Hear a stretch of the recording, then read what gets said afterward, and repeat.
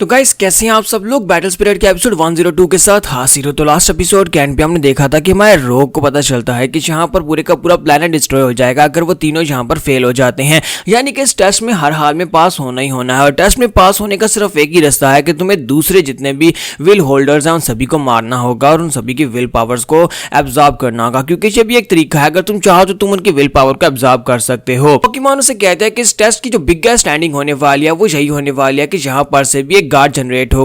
तो हमारा जो रोग होता है उसकी बात सुनने के बाद कहता है, तो तुम्हारे कहने का मतलब यह है कि हम सभी लोगों को फाइनल टेस्ट के लिए यहाँ पर बुलाने का मकसद यही था कि हमारे पूरे प्लेनेट को डिस्ट्रॉय कर दिया जाएगा। तो वो से कहते हैं कि इसी वजह से तो यहाँ पर टेस्ट कहा जाता है। क्योंकि यहाँ पर इसे टेस्ट कहा गया है, इसका मतलब यह है कि हर एक के प्लेनेट को यहाँ पर जिंदा रहने यानी सर्वाइव करने के लिए एक मौका दिया जाएगा। हर एक के प्लेनेट को सर्वाइव करने का मौका दिया जा रहा है कि वो लोग यहाँ पर आपस में फाइट करके अपने प्लेनेट की किस्मत को डिसाइड कर सकते हैं। इसी के साथ ही पोकेमॉन से कहते हैं कि यहाँ पर इसे लाव पावर कहते हैं, लेकिन लाव पावर के लिए न्यूट्रल होना बहुत ज्यादा जरूरी था। इसी वजह से तुम्हारे पावर्स तो दी गई, लेकिन तुम सभी को जब इस प्लेनेट के ऊपर बुलाया गया फाइनल राउंड में, इसी के साथ तुम सभी लोगों की पावर लेवल्स को सप्रेस कर दिया गया। जहां पर तुम्हारे अलावा जितने भी विल होल्डर्स हैं वो सभी लोगों की पावर्स को सील किया गया है और जहां पर सिर्फ और सिर्फ एक ही तरीका है कि तुम्हें दोबारा से कल्टीवेट करना होगा और उसके बाद अपनी पावर लेवल्स को इंक्रीज करने के बाद ही तुम जहां पर अपने टेस्ट को कंटिन्यू कर सकते हो, यानी किसी से फाइट करके उसे हरा सकते हो। तो तुम्हें लाव पावर को जहां पर अचीव करना ही होगा, तुम्हें कल्टीवेट करना पड़ेगा। तो इसी के साथ ही वो से कहते हैं, लेकिन मुझे एक बात की समझ नहीं आई कि जब तुम वहां पर टायरेनिकल से फाइट कर रहे थे उस वक्त तुम्हारी बॉडी से बहुत ही जबरदस्त पावर निकली थी,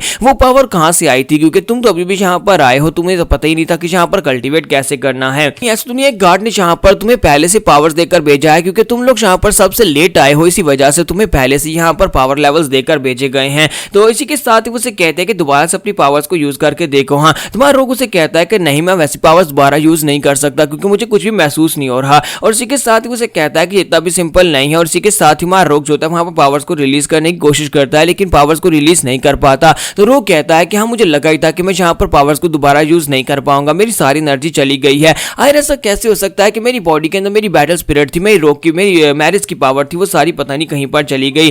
तो उसकी पोकेमॉन उसे कहते हैं कि मुझे तो ऐसा लगा ही था कि ये सिर्फ और सिर्फ एक कोइंसिडेंस है, क्योंकि तुमने वहां पर जिन पावर्स को रिलीज किया था वो सिर्फ और सिर्फ एक कोइंसिडेंस ही हो सकते हैं। अब तुम वो वाले जीनियस तो बिल्कुल भी नहीं हो सकते। तुम्हारा रोग कहता है कि वो वाले जीनियस से तुम्हारा क्या मतलब है? तो वो उसे कहती है कि मैंने सुना था कि आज से 300 साल पहले एक विल होल्डर यहाँ पर आया था और यहाँ पर आते ही उसने ह्यूमैनिटी के फर्स्ट लेवल को अचीव कर लिया था, यानी कि उसने कल्टीवेट करने के बाद अपनी पावर्स को अनलॉक कर लिया था। और ऐसा जीनियस होना कोई आम बात नहीं है, इस तरह के जीनियस बहुत ही कम यहाँ पर आते हैं। कुछ ऐसे जीनियस होते हैं जो कि यहाँ पर आते ही पावर्स को कॉम्प्रिहेंड कर लेते हैं और वो इतने पावरफुल बन जाते हैं कि बाकी सभी लोगों के लिए उन्हें इरेडिकेटर कहा जाता है, क्योंकि वो लोग यहाँ पर बाकी सभी लोगों को इरेडिकेट करने की पावर रखते हैं। उनकी जो कॉम्प्रिहेंशन की स्पीड होती है बहुत ज्यादा होती है। और इसी के साथ ही वो रोग से कहते हैं कि मुझे लगता है कि वो सभी के सभी भी तुम्हारी तरह ह्यूमन बींग्स है, लेकिन सभी ह्यूमन बींग्स की एबिलिटीज अलग अलग होती हैं। साथ ही वो से कहते हैं अब जबकि तुम एक वैसे जीनियस नहीं हो तो फिर मुझे लगता है कि तुम्हें बस यहाँ पर बैठकर कल्टीवेट करने पर ध्यान देना चाहिए। चलो जल्दी से अब यहाँ पर मेडिटेट करने के लिए बैठ जाओ। और इसी के साथ ही वो उसे कहता है कि मुझे एक बात बताओ, क्या तुम यहाँ पर ज़ाइवैंग और मून बियोंग उन दोनों के बारे में बता सकती हो कि वो लोग कहाँ पर हैं? और इसी के साथ ही वो सोच रहा था पता नहीं वो लोग इस वक्त किस सिचुएशन में होंगे और पता नहीं कब मैं यहाँ पर लोगों से मिल पाऊंगा, कहीं ऐसा तो नहीं है कि उनके ऊपर भी अटैक हुआ होगा। तो इसी के साथ ही फिर उसे कहती है कि हाँ, ऐसी बात है, उन लोगों के ऊपर भी अटैक हुआ ही होगा क्योंकि वो लोग भी इस टेस्ट का हिस्सा है और फाइनल राउंड में है। तो जाहिर सी बात है यहाँ पर अटैक होना तो आम सी बात है, लेकिन फिलहाल के लिए तुम्हें पहले अपने बारे में सोचना चाहिए, खुद को स्ट्रॉन्ग बनाओ, फिर अपने दोस्तों को ढूंढना। और इसी के साथ ही आगे बढ़ती है और उसे कहती है कि मुझे लगता है कि यहाँ पर सीक्रेट स्पॉट के ऊपर तुम्हारे पास ज्यादा दिन नहीं है, बहुत ही जल्दी कोई सीक्रेट स्पॉट को भी ढूंढ लेगा। अब जल्दी करो, जल्दी से जल्दी तुम्हें यहाँ पर ह्यूमैनिटी के फर्स्ट लेवल पर पहुंचना होगा। रोग उसे कहता है कि मुझे यहाँ पर लेवल्स के बारे में बताओ कि यहाँ पर कल्टीवेशन के क्या लेवल्स होते हैं। तो वो उसे कहती है कि यहाँ पर कल्टीवेशन के रूल्स तो अनलेस हैं, लेकिन उसके लेवल्स होते हैं। जैसे कि यहाँ पर टोटल 6 लेवल्स होते हैं, जिसमें ह्यूमैनिटी लेवल, फिर अर्थ लेवल, फिर मिस्टीरियस, फिर स्काई, एक्सट्रीम, यहाँ पर इस तरह के 6 लेवल्स होते हैं और हर एक के अंदर 6-6 लेवल्स होते हैं, यानी उनके 6 आगे से सब लेवल्स होते हैं। तुम्हें इन 6 सब लेवल्स को पार करना है, तभी तुम ह्यूमैनिटी से अर्थ लेवल में पहुंच पाओगे। रोग उसे कहता है कि इसका मतलब यह है कि मुझे 0 से स्टार्ट करना पड़ेगा। तो वो उसे कहती है कि हाँ, तुम्हें यहाँ पर 0 से ही स्टार्ट करना है, चलो जल्दी से अब यहाँ पर स्टार्ट हो जाओ। तुम्हारे लिए यहाँ पर मुसीबत बढ़ने वाली है, क्योंकि ये टेस्ट जो था इसकी तैयारी जो थी 300 साल पहले स्टार्ट हो गई थी। सबसे पहले अवेकनर्स को यहाँ पर 300 साल पहले भेजा गया था। जरा सोच कर देखो 300 साल में उस बैच ने यहाँ पर कितनी ज्यादा पावर को कॉम्प्रिहेंड कर लिया, अगर वो कौन से लेवल तक पहुंच चुके होंगे। ये बात सुनती मार रोग कहता है क्या ये 300 साल पहले शुरू हो गया था? तो वो उसे कहती है कि हाँ, ये 300 साल पहले शुरू हो गया था, क्योंकि तुम्हारा लास्ट बैच है, तुम तीनों को लास्ट के ऊपर यानी एंड के ऊपर यहाँ पर भेजा गया और इसी के साथ ही गेम स्टार्ट होगी। ये तो तुम्हारी बहुत ही बड़ी बैड लक है कि तुम्हें यहाँ पर कंप्रीहेंड करने के लिए टाइम नहीं मिल रहा। और इसी के साथ ही उसे कहते हैं कि चलो अब जल्दी से यहाँ पर कल्टीवेट करना स्टार्ट करो, क्योंकि टेस्ट जो है ऑफिशियली स्टार्ट हो चुका है। और यहीं पर दिखाता है कि टायरानिकल जो होता है वो हमारे रोक को ढूंढने के लिए आगे बढ़ रहा था, तो रास्ते में उसका सामना दो और विल होल्डर्स के साथ हो जाता है। तो वहां पर दो लोग अपने सामने सामने खड़े होते हैं। तो वो कहता है कि अब जबकि यहाँ पर फाइनल टेस्ट जो है वो स्टार्ट हो चुका है, तो सभी लोग जो है मूव करना शुरू कर दिया है, एक दूसरे के ऊपर अटैक करके एक दूसरे की पावर्स को डिप्राइव करने के बारे में सोच रहे हैं। तो उसके सामने एक लड़का होता है जिसके पास जो विल होती है, यानी कि जो पेंशन गार्ड की पावर होती है, वो इंपल्स की पावर होती है। और दूसरी तरफ जो लड़का होता है उसके पास फिकल की पावर होती है। और दोनों वहां पर एक दूसरे के आमने सामने होते हैं, एक दूसरे से फाइट करने के लिए रेडी होते हैं। तो फिकल उसे कहता है कि मैं यहाँ पर अब जबकि टेस्ट स्टार्ट हो चुका है तो मैं बिल्कुल रेडी हूँ अपने ओपोनेंट को फेस करने के लिए। काफी अरसे के बाद मैं यहाँ पर किसी से फाइट करने वाला हूँ, क्योंकि जब तक टेस्ट स्टार्ट नहीं हुआ था तब तक फाइटिंग वर्षे थी, कोई किसी से फाइट नहीं कर सकता था।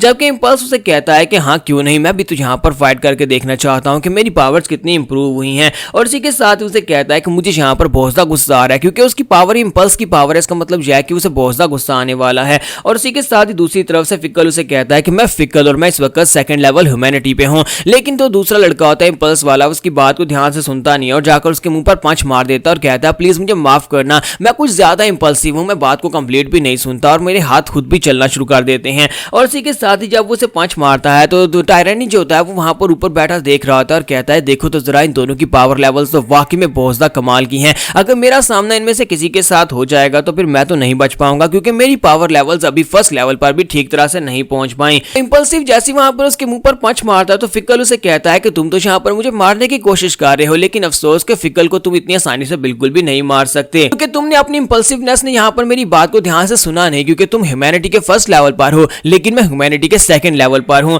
और इसी के साथ ही वो उसे कहता है कि अब यहाँ पर तुम्हारे मरने की बारी आ चुकी है, क्योंकि तुम यहाँ पर मेरे हाथ से मरोगे। और इसी के साथ ही वहां पर इंपल्सिव सोच रहा होता है कि ये हुआ क्या, मैंने यहाँ पर शायद उसकी बात को ध्यान से सुना नहीं, इसकी पावर और उसकी कॉम्बैट पावर मुझसे ज्यादा है। और इसी के साथ ही फिकल जो होता है उसके बाजू को पकड़ता है और बाजू को पकड़ते ही अपने नाखून जो होता है उसके बाजू के तो दंसा देता है। और साथ ही उसे कहता है कि अब यहाँ पर देखो मैं तुम्हारा क्या करता हूँ। और साथ ही वो अपनी दोनों उंगलियां जो होती है उसकी आंखों के अंदर दंसा कर उसकी आंखें फोड़ देता है। और यहाँ पर साथ ही अपने दोनों पाम्स को यूज करते हुए उसके कानों के ऊपर जबरदस्त बैंग करता है, जिसकी वजह से उसके कानों के पर्दे फट जाते हैं। तब वो अंधा भी हो चुका है और उसे सुनाई भी नहीं दे रहा। फिर साथ ही फिकल उसे कहता है क्या तुम्हें पता है कि फिकल क्या होती है? फिकल का मतलब होता है एक बहुत ही तेज तरार इंसान, यानी कि मुझे यहाँ पर रुकना पसंद नहीं है, जब मैं अटैक करना स्टार्ट करता हूँ तो मैं करते ही जाता हूँ। और इसी के साथ ही वो फिर से जंप करते हुए उसके ऊपर अटैक करने के लिए आगे बढ़ता है और इस बार वो उसे एक जबरदस्त किक मारता है, जिससे उस बंदे की मुंडी पीछे की तरफ मुड़ जाती है। ये देखने के बाद टायरानिकल बेचारा काफी ज्यादा घबरा जाता है और कहता है कि ये क्या हो गया, यहाँ पर ये लड़का तो कुछ ज्यादा ही तेज है, मुझे लगता है कि यहाँ पर तो मॉन्स्टर्स भरे पड़े हैं। कल वहां पर सिर्फ और सिर्फ 3-4 अटैक करके बड़ी आसानी के साथ इंपल्सिव को मार डालता है। और इंपल्सिव को मारने के बाद कहता है कि अब जबकि तुम यहाँ पर मर चुके हो तो तुम्हारी विल की पावर और साथ में तुम्हारी स्ट्रेंथ दोनों को मैं ले लेता हूँ। उसके पास उसका जो पोकेमॉन होता है वो भी बड़ी तेजी से आगे बढ़ता है और कहता है कि सबसे पहले मैं यहाँ पर एनर्जी को एब्जॉर्ब करूंगा, मुझे इवॉल्व होना है। और वो जल्दी से आगे बढ़ता है और जाकर दूसरे वाले के पोकेमॉन से कहता है कि तुम्हें पता है ना कि तुम्हारा विल होल्डर यहाँ पर हार चुका है और उसके मरने के साथ ही तुम्हारी किस्मत का फैसला हो चुका है, चलो चुपचाप अपनी पावर्स मुझे दे दो वरना मुझे जबरदस्ती करनी पड़ेगी।